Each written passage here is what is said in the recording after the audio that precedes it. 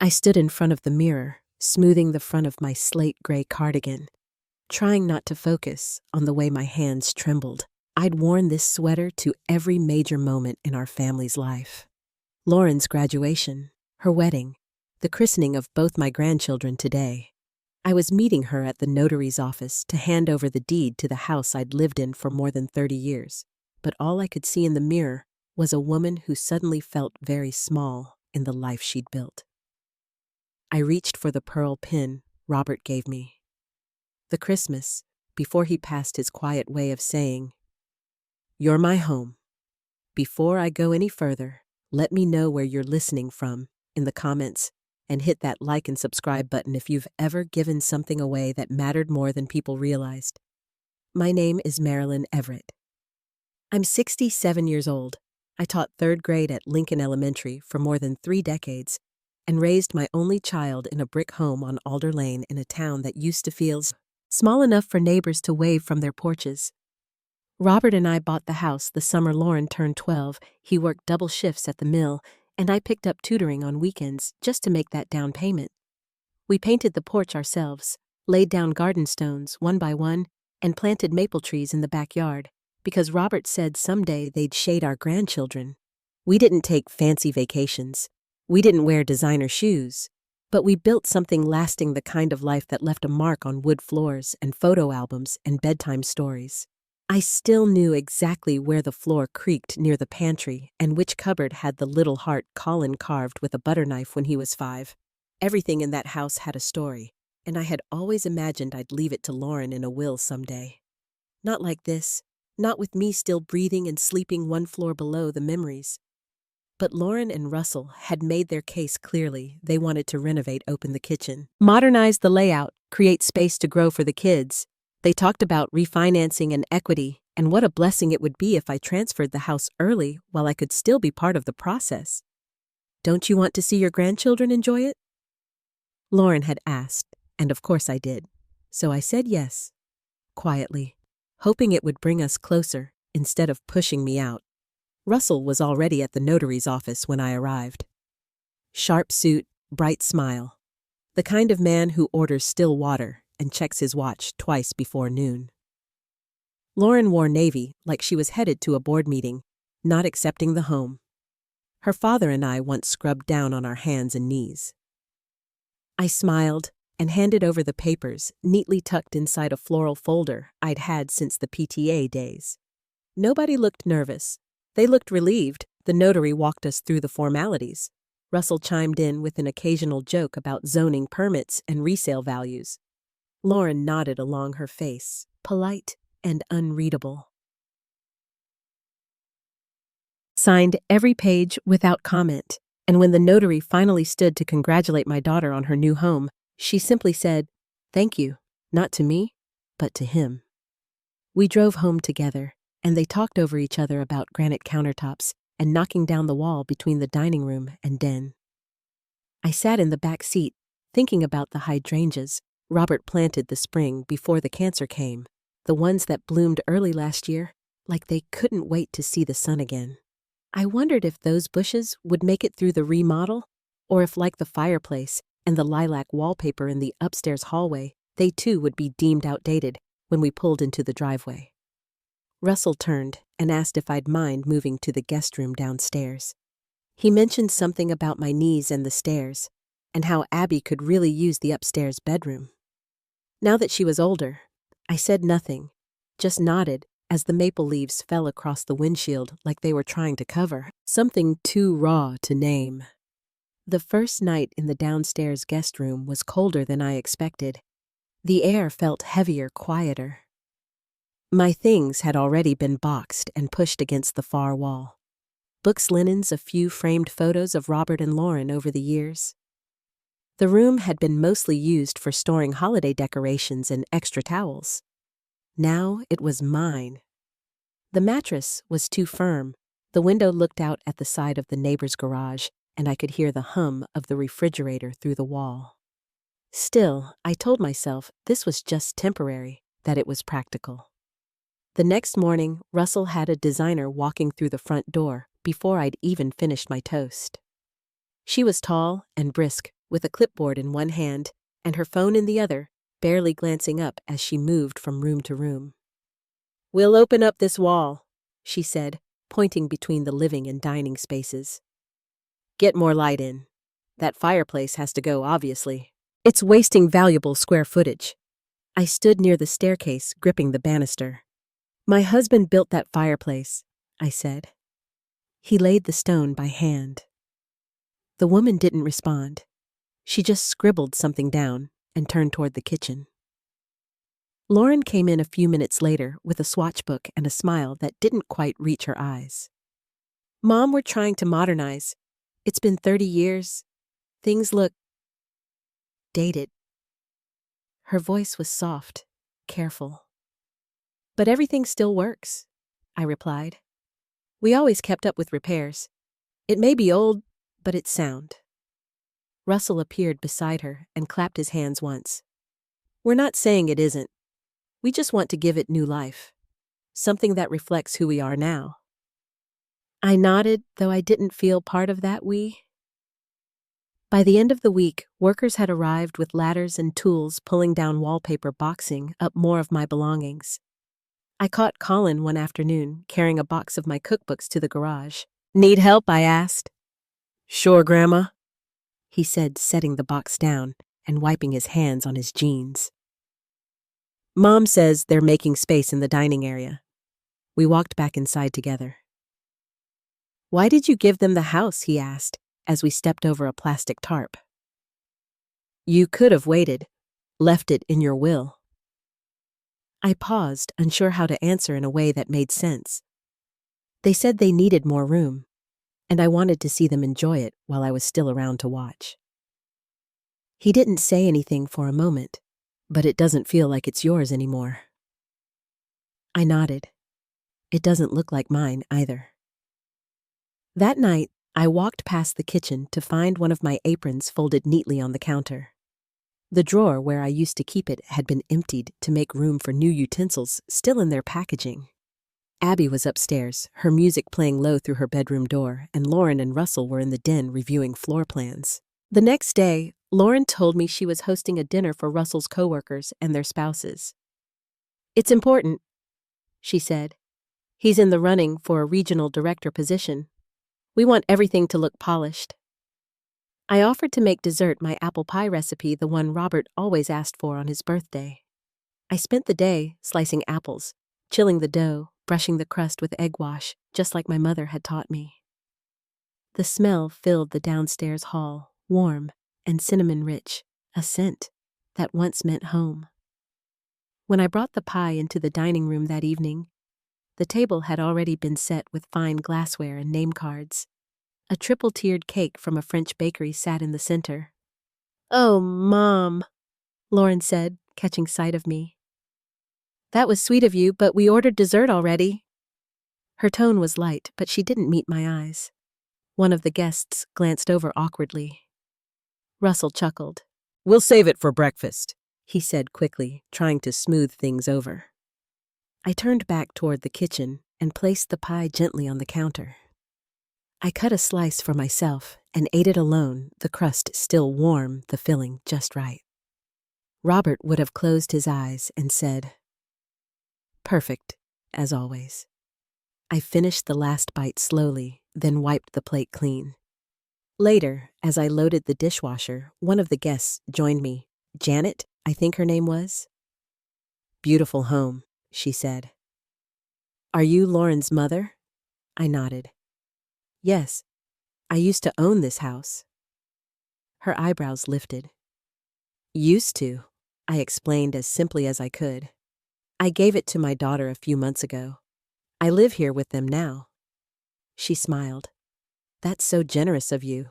Not many people would be willing to give up their house like that." I smiled back politely, but the word "give up" stayed with me. The following morning was clear and cool. I pulled on my sweater, gathered my Bible, and headed to St. Luke's for service, just as I had every Sunday for the past 25 years. The walk was familiar, past the bakery, the bookstore, the park where Colin once rode his bike. The pastor spoke about change that morning, about letting go, about making room for the new. Afterward, I lingered outside chatting with a few women I used to teach with. One of them, Margaret Dawson, asked how things were going at home. "They're renovating," I said with a smile. "New start, I suppose?" She looked at me gently. "And how are you doing with all that?" I didn't know how to answer. When I turned the corner onto Alder Lane, I stopped in my tracks. My suitcases were sitting by the curb, along with boxes labeled in Lauren's tidy handwriting, books, sweaters, linens. Russell stood on the front porch, arms crossed, his expression unreadable. "Oh, good you're back," he said. "We were just finishing packing your things." I looked at him, then at the boxes. "What is this?" My voice caught in my throat. "Lauren and I talked about it," he said. "We think it's time you have your own space, some peace and quiet away from the construction." I tried to find words, but this is my home. He gave me a careful look. "Technically, it's Lauren's now." He motioned to a cab waiting at the curb. "We've arranged for a week at the Mapleview Inn, and there's some money in the envelope. It should give you time to find something more permanent." I stood on the lawn where Robert and I used to string Christmas lights, where Lauren once learned to ride her bike. I reached for my phone and saw her name flash on the screen. "Mom," she said when I answered. "Russell explained everything right. We just thought this would be best for everyone." I couldn't respond. "Don't forget to look at the senior living brochure I tucked in the blue folder," she added. "It has everything: fitness rooms, book clubs, even bingo night." I hung up before she could finish. As the cab pulled away, I watched the house recede in the mirror. The windows, the shutters, the climbing roses on the fence. They were keeping the roses for now, but I knew they wouldn't last through the next phase. I placed my hand on the window glass. It felt like saying goodbye to a part of myself. The Mapleview Inn was tidy, with a small bed, a desk, and no trace of anything that belonged to me. I set down the envelope Lauren had given me and didn't open it right away. That night, I sat at the edge of the bed and let the tears come. No one was there to see.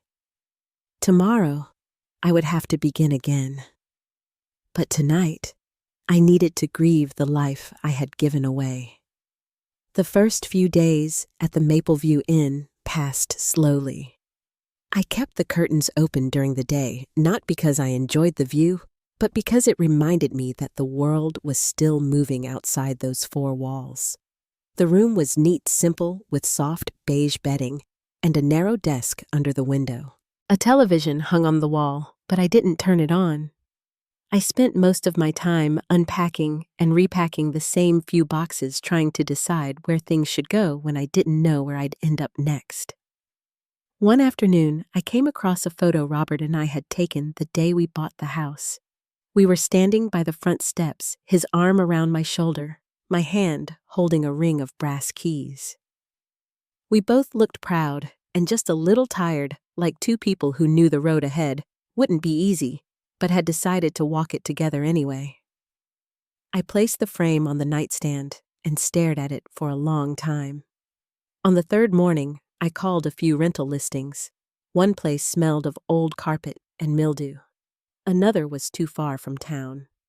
Most were either too expensive or too dark. I crossed names off my notepad until there was only one left. That afternoon, I stopped by the hotel lobby to ask about directions, and as I turned, I heard someone call my name, Marilyn. I turned to see Margaret Dawson from church, clutching a reusable grocery bag and looking at me with concern. "What on earth are you doing here?" We sat on a bench in the sun while I told her everything: the boxes on the lawn, the call from Lauren, the envelope with a week of prepaid nights. She shook her head more than once, muttering quietly under her breath. "You gave them that house out of love," she said, "and now they've tossed you out of it like old luggage." I didn't correct her. I didn't have the energy. That evening, I went down to the hotel's small dining room and ordered a full meal. Chicken, mashed potatoes, a side of green beans. I even asked for a glass of white wine. I ate slowly, watching the sunset settle across the windows, the light hitting the silverware just right. Something shifted in me that night. Not hope, not quite, but a tiny flicker of curiosity about what came next. By the sixth day, I'd circled a new ad in the newspaper. A studio for rent in a quiet Victorian house on Cherry Street. A little over my price range, but the neighborhood was familiar. I called the number, and a woman with a gentle German accent answered. She introduced herself as Irene Klein and offered to show me the space that afternoon. When I arrived, the house looked like something out of a storybook, red brick, white shutters, and a round turret tucked neatly into one corner. Irene was waiting on the porch in a rocking chair, her hair pulled back and a book open in her lap. "You must be Marilyn," she said, standing to greet me. "Come in, I'll show you the apartment." We climbed 2 flights of stairs to the attic level. The space was small, but filled with light-sloped ceilings, warm wood floors. A window that looked out over the treetops. There was a twin bed, a shelf lined with old books, and a kitchen just large enough for a kettle and a few pots. "It was my daughter's room," Irene said. "She lives in Germany now. I've kept it simple. I asked about the rent and she lowered the price on the spot." "I prefer quiet people with good hearts," she said, waving off the difference. That evening, I handed over the deposit and signed the lease. The next morning, I packed my things and took a cab across town. Moving in didn't take long. Irene brought up a plate of warm banana bread and a thermos of coffee. We sat at the little table near the window, the soft creak of the floors beneath our feet. She told me about the neighborhood, the couple downstairs who played in the city orchestra, the postman who never rang the bell, but always waved. I listened, nodding, letting the details fill the quiet. Over the next week, I hung new curtains, added a few potted plants, found a spot for Robert's photo beside the window. I spent my mornings with tea and the newspaper, my afternoons walking around the block, and my evenings writing in a new notebook I'd bought from the bookstore near the library. I called it my second start, not a second chance, just something different. On Saturday, I saw a flyer taped to the library door, volunteers needed for children's reading hour. I walked inside and introduced myself to the young woman at the front desk. "I used to teach 3rd grade, I told her. "Would you like to read next Saturday?" she asked. I nodded. "That would be lovely." 2 days later, as I came in from the market with a bag of groceries, Irene called up the stairs. "Marilyn, someone stopped by asking for you." I paused halfway up the first flight. "A young man, very polite, said he was your grandson." My breath caught. "Did he leave a message?" I asked. She shook her head. "Just said he'd come back." That evening I sat by the window with my notebook open, unsure what to write. I didn't know why Colin had come.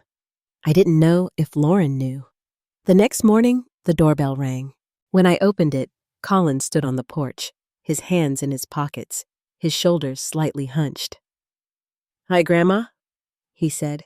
"Can I come in?" I stepped aside, and he followed me upstairs. He looked around slowly, taking in the wooden beams, the books, the small vase of flowers on the windowsill. "This place is cool," he said finally. "It suits you."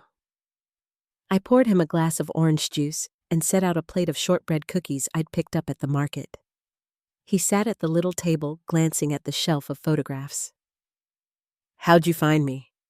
I asked. "Mrs. Dawson," he said. "She told me you found a place on Cherry Street." I asked around until someone pointed me to this house. I sat across from him. He looked older, more serious than he had just a few weeks ago. "Are you okay?" he asked. Is it good here?" I nodded. "It's quiet, peaceful. I've started reading to children at the library." He smiled faintly. "That sounds like you." We sat in silence for a moment, the sounds of the street drifting in through the open window. "Grandma," he said, "I wanted to apologize. For everything. What Mom and Dad did, it wasn't right." I shook my head gently. It wasn't your doing. Still, he said, I should have said something sooner. He told me how they were remodeling everything, gutting the kitchen, tearing out the garden. Even the roses, I asked. He nodded. Dad said they didn't match the new design. He hired some landscaper to put in artificial turf and ornamental shrubs. I looked down at my hands. They were Robert's roses, I said softly. He planted them the year after Lauren was born. Colin leaned forward. It doesn't feel like home anymore, he said. It feels like a set from a commercial. We talked a little longer about his classes, about Abby, about nothing at all. When he left, I gave him my phone number and address on a slip of paper. Give this to Abby, I said, if she wants it. That night, I wrote in my journal, the pages filling slowly under my hand. I had lost the house. I had lost the sense of family I once knew. But here, in this little attic space, something else was beginning to grow. The second morning at the inn, I rose early and opened the curtains to a pale gray sky. The streets of Salem were just waking up, delivery trucks humming by shop signs, flickering to life, a couple walking their golden retriever. I stood by the window longer than I meant to, letting the chill from the glass reach through the sleeves of my sweater. That room didn't have much in it, just a bed and a dresser, but I'd set Robert's photo on the nightstand the night before. It helped me breathe. Later that day, I stopped by the library to use the community bulletin board and look through the rental ads. Most of the listings were too far out or too expensive. A few had stairs I couldn't manage anymore. I circled one that caught my eye, attic studio on Cherry Street, quiet, ideal for single occupancy. The phone number was handwritten in careful loops. I called, and a woman with a slight accent picked up. Her name was Irene Klein. She said I could come by at 2. I arrived a little early and walked the length of Cherry Street. The trees formed a soft green tunnel overhead, and the sidewalks were edged with flower beds and trimmed hedges. Number 28 stood out, a red brick Victorian with white shutters and a small turret on the left side. The front gate creaked slightly when I pushed it open. Irene was waiting on the porch, sitting in a wicker rocker with a book in her lap. She looked to be in her 70s, silver hair neatly pinned, her cardigan buttoned up the front. Mrs. Everett, she asked, standing to greet me. Her handshake was warm, steady. Come in, you're early. I like that. Inside, the house smelled faintly of lavender and wood polish. We climbed a narrow staircase to the 3rd floor, where she unlocked a white door with a brass knob. This used to be my daughter's space, she said, pushing it open. She lives overseas now. Only visits once a year. The attic was brighter than I expected, with dormer windows facing both the street and the garden. A twin bed sat tucked beneath a sloped ceiling, and an old chest of drawers stood beside a worn desk. A patchwork quilt lay folded at the foot of the bed, soft with age. The bathroom had a clawfoot tub, and the kitchenette had just enough space for a kettle, a skillet, and a few dishes. I turned slowly, taking it all in. It wasn't grand, but it felt still. It felt like something I could grow into. I know it's not much, Irene said, but it's quiet, clean, and safe. That matters more than marble countertops. I nodded. It's just what I need. She adjusted her glasses and gave a short nod. Rent is due on the 1st. I don't raise it unless taxes go up. No loud music, no smoking, no overnight guests without warning me. But other than that, you'll find I mind my own business. I handed her the deposit in cash and signed the lease at her kitchen table. That afternoon, I returned to the inn and packed my boxes. The next day, I moved in. The sun poured through the attic windows as Irene helped carry up the lighter things, pillows, folded sweaters, a tin box of recipe cards I hadn't opened since Robert passed. She brought up a thermos of coffee and a small lemon cake wrapped in wax paper. Every move deserves a little sweetness, she said, setting it on the windowsill. We sat on the floor with paper cups and forks, and for the first time in weeks, I felt something like ease return to my chest. That evening, I pulled a notebook from my bag and began to write. It was an old teacher's journal I'd found tucked at the bottom of a box. On the first page, I wrote, "This is the first day of my new life. I'm not sure what it will become, but I am here, and that matters." The next few days settled into a rhythm. I hung a pair of lace curtains, added a vase of grocery store flowers, and placed Robert's photograph by the bed. I walked the neighborhood each morning and found a small cafe on the corner where the barista already knew my order by the third visit. The library on Pine Avenue had a volunteer board. A pink flyer caught my eye. Children's Story Hour volunteers needed. I asked the woman at the front desk, a bright-eyed librarian named Jamie. "Oh, that's perfect," she said. "We lost our Saturday reader. The kids would love you." I signed up on the spot. That Saturday, I arrived at 10:30 with a copy of Charlotte's Web tucked in my bag. The room was cozy beanbag chairs, a little felt rug, and hand-painted murals of storybook characters on the wall. 7 children came that first morning, ages ranging from 4 to 10. They listened closely as I read eyes-wide hands fidgeting quietly in their laps.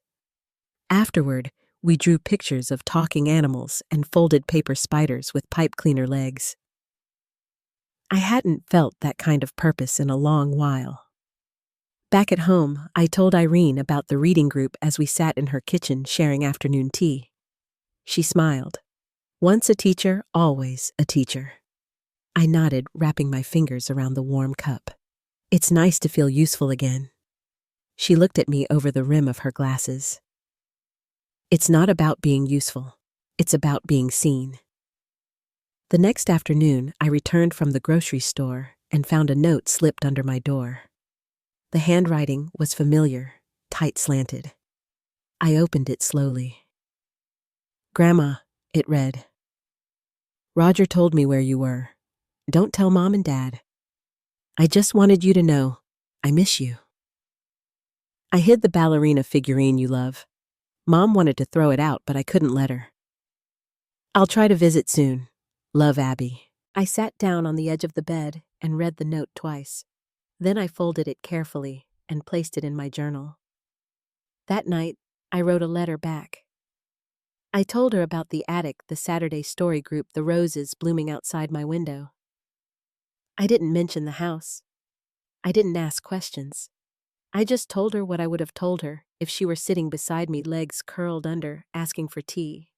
I left the letter unsealed, planning to give it to Roger when I saw him again. A few days later, he showed up just before dinner, carrying a small bag of groceries and a new book for the children's reading hour. We sat at the kitchen table while the sun dropped low through the window. "She misses you," he said. "They both do. They just don't know how to say it." I handed him the letter. "Tell her she can always write or visit. I'm not going anywhere." That night, I sat by the open window with a cup of chamomile tea and looked out at the street below. The leaves had started to turn just the edges, a hint of red, along the maple trees. Something was changing. But for the first time, I didn't feel like I was being left behind. It was a Tuesday morning when Irene knocked on my door with a letter in her hand. "Came to my mailbox by mistake," she said, her voice calm as always. "From the county records office." I hadn't requested anything, but I took the envelope, thanked her, and sat down at the kitchen table.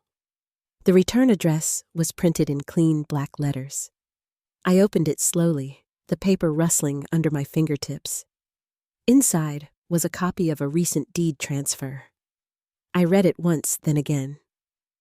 My house, the one I had raised Darren and planted roses around, buried my dog beside, had been sold. Signed off not by me but by Darren. The signature was scrawled unmistakable, and beside it a notarized power of attorney. My breath caught. I flipped the page, scanning for details. The date on the sale was just 2 weeks after Robert's passing. The notary listed was someone I didn't recognize, Linda Compton. The buyer's name was redacted, but the final sale price made my stomach turn. It had been listed far below value, almost like they were rushing it out the door. I stood up, heart pounding. My son had sold my home. The home Robert and I built piece by piece, from the first mortgage to the last coat of paint. I went down to Irene's kitchen, letter in hand. She poured tea without asking and waited. I passed her the paper and sat down hard on the bench beside the window. She read it slowly, then folded it and placed it on the table. "You didn't sign this," she said, not as a question. "No," I whispered. "He did this behind my back. Said it was for my safety, for management. But I never signed anything. I never agreed to leave." She nodded once, slowly. "You'll need someone who understands this kind of trickery." By the next day, I was sitting across from a woman in a navy skirt suit, glasses perched on her nose, her office neat and lined with file folders. Her name was Nora Gentry, a local attorney who'd helped Irene years ago with a zoning dispute. I slid the papers across the desk. Nora scanned them quickly, her brow tightening. "Did you sign over power of attorney to your son? No. Did you grant any medical or legal authority after your husband passed?" "Nothing. I have all my faculties. I write checks. I balance my own books." Nora leaned back slightly and tapped the edge of the document. "This is forged," she said, "and whoever filed this did it with full intent to defraud you." The words sat heavy in the air. Fraud. She asked me for a few more documents, my ID, Robert's death certificate, any correspondence I'd received from the mortgage company. I returned the next day with everything in a manila folder. Nora made copies and promised to look deeper. 2 days later, she called me at home. "I found the notary," she said. "Linda Compton. She's licensed, but the seal on this document doesn't match her registry." I reached out. She confirmed she never notarized anything for a Darren Wembley. I sat on the edge of my bed, clutching the phone. "We're going to file a petition," Nora continued. "If we can prove fraud, the sale will be frozen. The court can reverse the transaction depending on how fast the buyer acted, but we need to move now." "Will Darren go to jail?" There was a pause. "That depends. If the buyer was in on it or if funds were misappropriated, yes. If not, we may be looking at restitution and a restraining order." "Are you ready for that?" I was. That week, Nora filed the paperwork. We met twice more, going over the timeline, gathering statements. Irene offered to testify she had been with me the day I left the house, knew I hadn't agreed to sell. Even Roger helped quietly. He said Darren had talked about finally getting that house handled just days after Robert died. Nora built the case piece by piece. The judge granted a temporary injunction within 2 weeks. The house couldn't be touched. No renovations, no sales, no leases. It was like the air around me changed. I was no longer just grieving. I was fighting. Back at the library, I kept reading to the children each Saturday. Abby wrote me twice more, each note folded small and tucked into books Roger brought over. In one, she said Susan had started opening my mail and deleting voicemails. "She's trying to erase you," Abby wrote. "But I won't let her." I kept those letters in my journal. One evening, Irene brought up dinner, baked fish with lemon and rosemary and a small bowl of wild rice. We ate on the porch, wrapped in shawls against the chill. "Do you think they'll face consequences?" she asked quietly. I took a breath. "I don't know, but I'll be standing when the dust settles." And I meant it. That night, I went back through my journals, every page I'd written since Robert passed. I reread them slowly, marking passages that reminded me who I was. Teacher, wife, mother, not a burden, not a shadow. The next morning, Nora called. "The hearing's been set. 2 weeks from Friday. You'll need to testify." I nodded before I even spoke. "I'll be there," I said. The attic was silent when I hung up. Outside, the leaves had begun to fall in clusters, carpeting the garden below in rust and gold. I stood at the window, watching them drift. Change had come like that, too, quiet, steady, one decision at a time, and I was finally ready to meet it. The courthouse was quiet that morning, the kind of quiet that settles over early fall days when the sky is pale and the air smells faintly of damp leaves. I wore a navy blouse and a long gray skirt, simple and pressed. Irene offered to drive, but I told her I'd rather take the bus. I needed the time. I sat near the back, watching the city roll past bookstores, old grocery stores, a row of houses with porches like mine. I stepped off 2 blocks early and walked the rest. I wanted to arrive on my own 2 feet. Nora met me in the lobby. She wore a burgundy blazer, her file folder tucked under one arm. "You're early," she said with a small smile. I couldn't sit still. We walked to the hearing room together. It wasn't a courtroom, just a long table with chairs and a clerk in the corner. A judge sat at the head, his glasses low on his nose. Darren was already there. He didn't stand when I walked in. He looked thinner than I remembered, and tired like someone who hadn't been sleeping well. Susan sat beside him, arms crossed, expression blank. The buyer was there too, a man named Todd Burney. Middle-aged, polite-looking, in a beige suit. I'd never seen him before. The hearing began quietly. Nora stood and laid out the facts one after another. The forged signature. The notary's denial. My consistent mental capacity. The timing of the sale just days after Robert's death. The power of attorney Darren had submitted full of errors and inconsistencies. The judge listened without interrupting. When Nora was done, he turned to Darren. "Would you like to respond?" Darren stood slowly.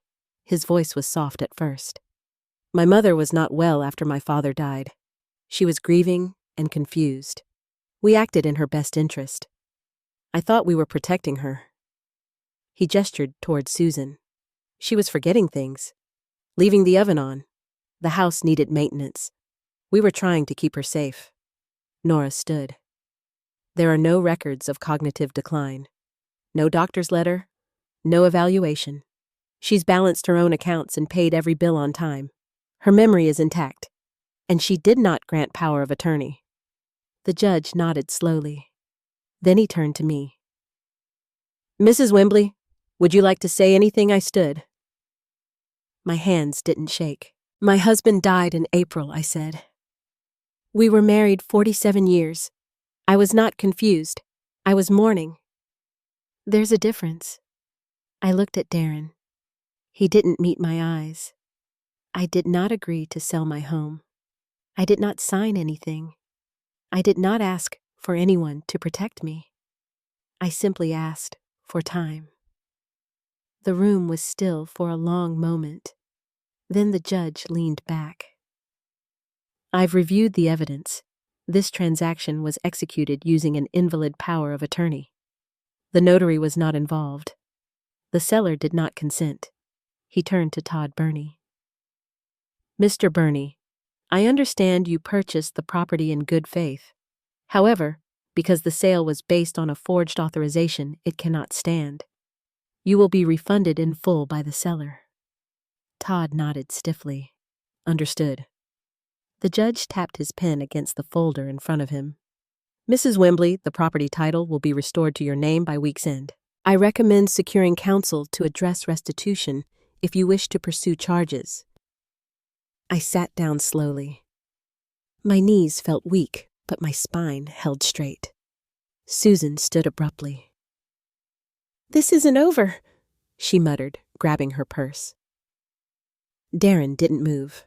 The room emptied in quiet waves. Nora touched my shoulder. "You did beautifully," she said. "We'll meet later this week and discuss next steps." I nodded, then stepped outside into the sunlight. The street was loud compared to the courtroom. Cars passed, a woman walked by with a stroller, A man adjusted a sandwich board in front of a diner. I stood there a moment, breathing in the sound of it all. By Friday, the paperwork was finalized. My name was back on the deed. The mortgage company called to confirm everything had been reversed.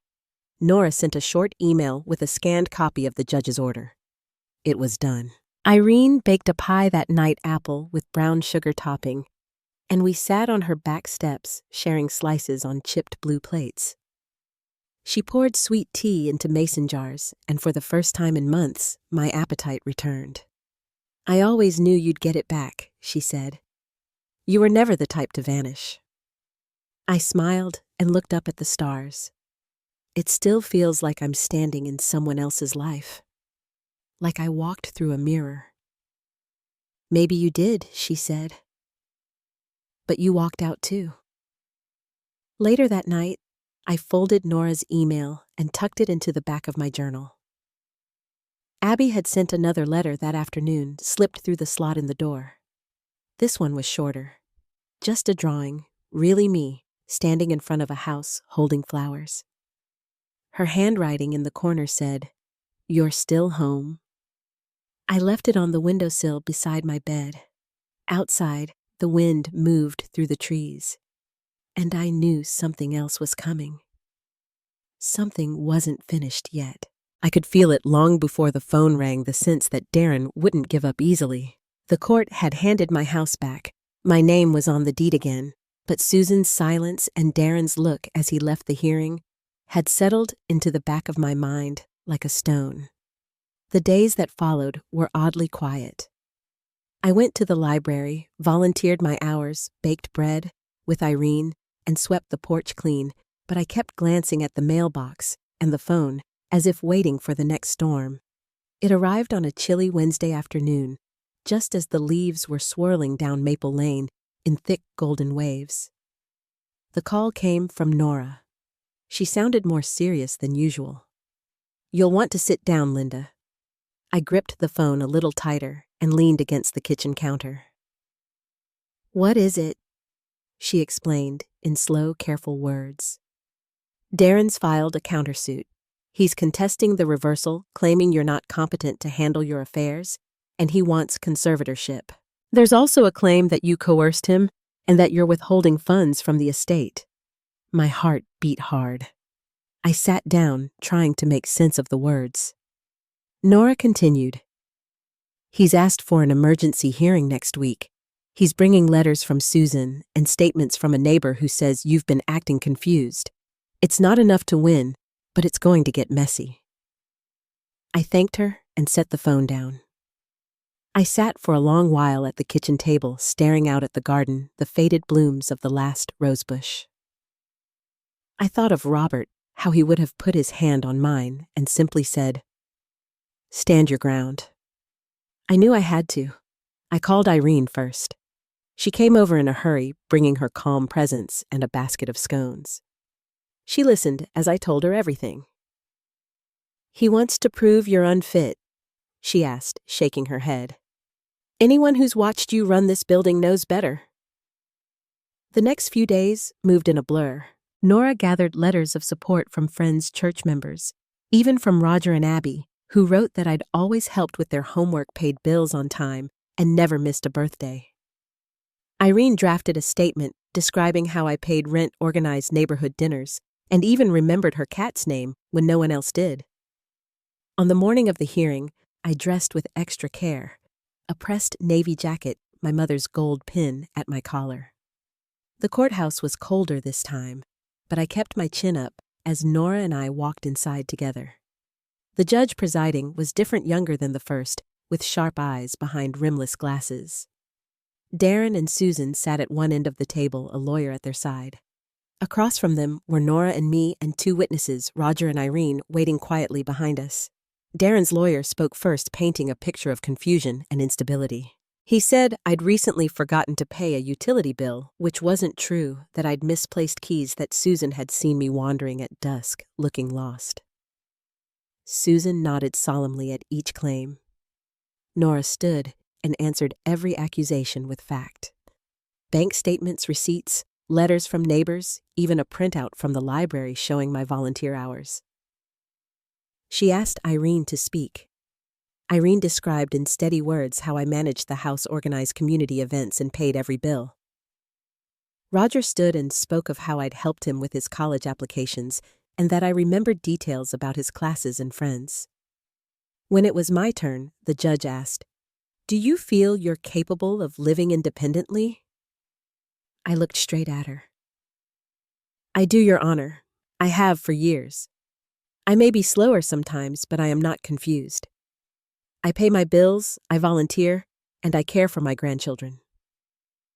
The judge sat in silence, reviewing the documents and notes, then finally spoke. "There is no evidence to support Darren Wembley's claims. Mrs. Wembley is clearly competent to manage her own life. The petition is denied." Darren slumped in his chair. Susan looked away. I felt the weight lift off my chest. Nora smiled, her relief showing in the gentle set of her shoulders.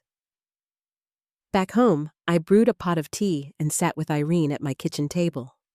The evening sun angled through the window, painting gold across the counter and the pages of my journal. "It's over," I said, quietly. "At least, this part." I flipped open Abby's last letter, the one with the drawing, and set it on the sill. I thought about all the fights I'd survived, the betrayals I'd faced, and the little victories that finally added up to something that felt like peace. But I knew deep down that the days ahead would still bring new choices, new boundaries.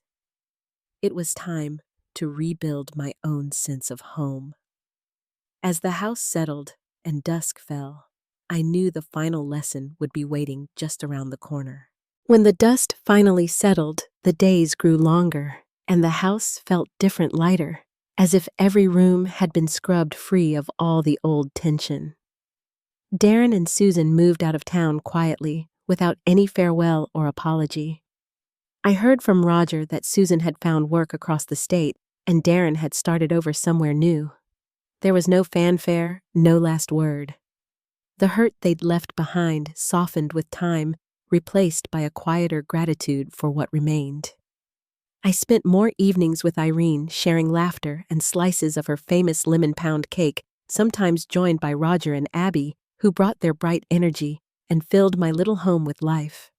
We planted flowers together along the front walk, petunias, daisies, a new rose bush to replace the old one that never quite recovered after Robert died.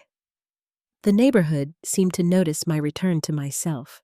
People stopped by, more often dropping off small kindnesses, a jar of strawberry jam, a warm loaf of bread, a note left at my door. I went back to volunteering at the library, reading to the children on Saturday mornings, and the quiet happiness of their voices brought something steady and true back to my heart. One afternoon, as the sun slanted across the living room and the walls glowed soft and gold, Abby curled up beside me with a stack of her drawings. She showed me a picture she'd made our family gathered in the garden. All smiles and sunlight, no shadows anywhere. Roger grinned, teasing her about her lopsided sunflowers. But I could see how much these small rituals mattered. The house I fought for was just a building, but the life inside was finally my own again. If there's one thing I learned from all of this, it's that standing up for yourself doesn't always look the way you expect. Sometimes it's loud, sometimes it's quiet. A steady hand on your own door, a gentle no. The faith to rebuild when the pieces fall apart. I found that forgiveness isn't always about forgetting. It's about choosing not to carry the pain forward and making room for something new to grow. So, if you're listening wherever you are, I hope you remember you're stronger than you think. Your story isn't over no matter how much others try to write the ending for you. Take a moment now to share your own experience or leave a thought in the comments. And if this story made you feel less alone, I hope you'll join me again next time.